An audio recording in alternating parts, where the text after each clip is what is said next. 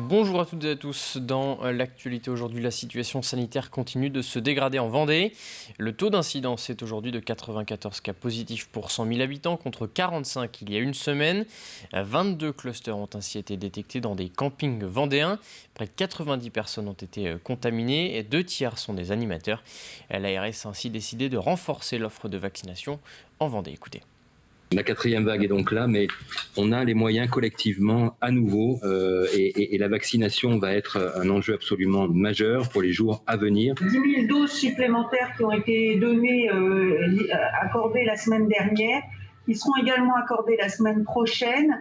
C'est l'effort le plus important qui est fait sur la région avec un élargissement à la fois des horaires et des jours de vaccination dans les centres et notamment des injections sans rendez-vous.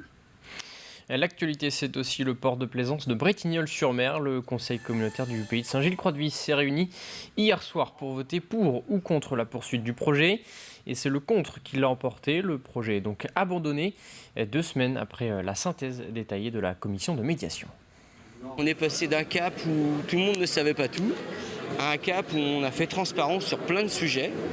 Et il fallait décider aujourd'hui d'arrêter ou de continuer. Il y avait suffisamment d'éléments pour dire que non, on avait peu de chances d'y arriver à répondre à toutes les questions. Le pays de Saint-Gilles passe à côté de quelque chose et évidemment la commune de Bretignolles elle va souffrir de cette décision puisque le port de plaisance a toujours été présenté comme un pôle d'attractivité très fort pour les ailes de saison, pour le hors-saison, pour ce qu'il représente.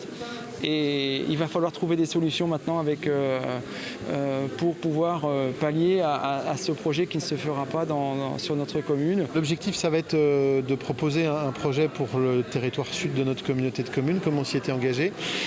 Donc de faire en sorte de pouvoir travailler avec les maires, avec le maire de Bretignolles-sur-Mer, avec les élus de Bretignolles-sur-Mer, avec les maires de la communauté de communes, pour savoir quel projet nous mettons en place et quelle alternative nous mettons en place à ce port de Bretignolles-sur-Mer.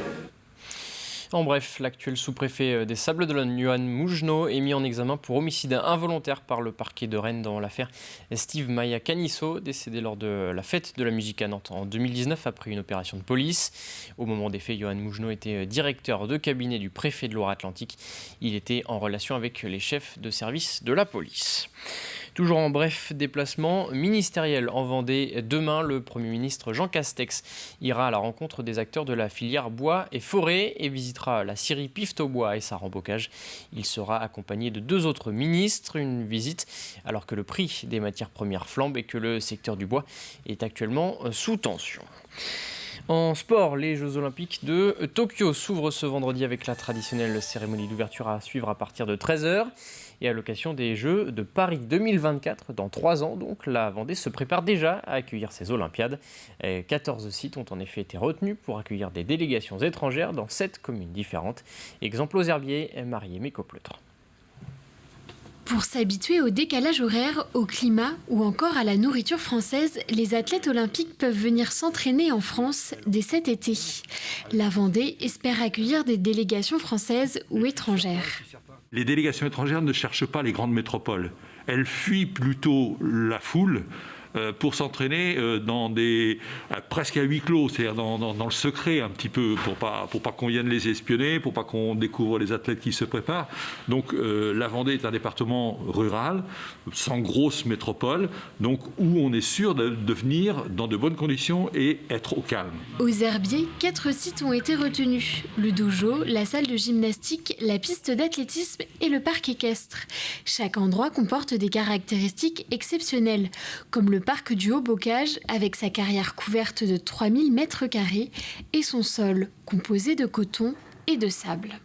Quand il y a les Jeux Olympiques, vous avez des équipes qui, 8 jours avant, viennent faire des entraînements, etc. Vous avez aussi, on nous a parlé du monde du handicap, qui va participer, etc. Donc, ils recherchent des sites comme ça. Et vous savez que des sites comme celui-ci, il n'y en a pas 10 en France.